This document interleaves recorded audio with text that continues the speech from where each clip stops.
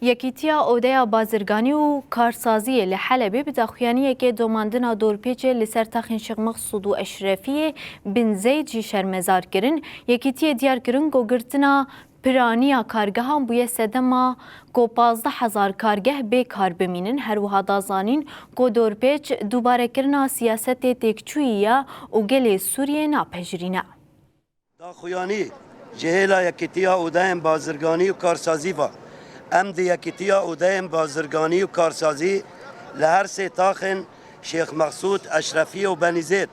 تکز دکن کو ام نشتجین وی دورپیچا و جاره و تنگزاریا چیکری لسر هر سه تاخان کریاره که ننتویه و لدیجی بچوکترین بنچینه و برپرسیارین دولت و اخلاقیه دورپیچا تاخن سویل و قدغه کرنا کرستین بنگهین این کارسازی بخوا آستان کرنا خباتا و گوهزی و بازرگانیه کونه پیکانه اب پراتیکا دولتا کو هول ده آرامی و جلودا آوا کرن به اب دورپیچا که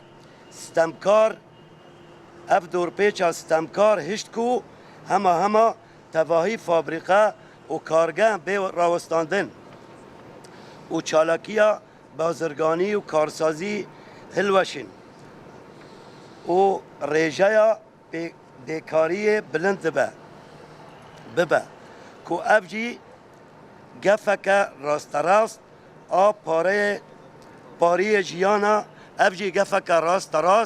آب پاری جیانا به هزاران مال پیچ آوایا کی نمرو واهیه و بناوه پجراندن و لجه شرمه دیسا و گوهاراندنا تاخان بر به چارگوشه گرتیه اولکاریه نچاره لی دوباره کرنا سیاست تکچویه و گل سوریه ناپجرینه نپیکانه دولتک آن آبوریک به آواکرن دریا خانقاندنا بازرگان